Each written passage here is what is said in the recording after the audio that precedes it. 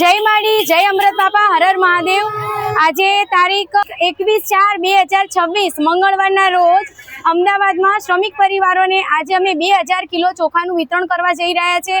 મિત્રો, પૂજ્ય અમૃત બાપા મેલડીધામ મંદિરની અંદર આ રીતે જ આપણે બધાએ ભેગા મળીને ભક્તિ કરવાની છે, પ્રાર્થના કરવાની છે અને એ સાથે જ આ રીતે જ આપણે સેવાનું કાર્ય કરવાનું છે।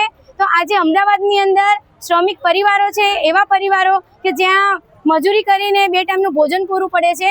તો આજે અમૃત બાપા મેલડીધામ મંદિર અને જય માડી ચેરિટેબલ ટ્રસ્ટ દ્વારા 2000 કિલો ચોખાનું વિતરણ કરવા જઈ રહ્યા છે।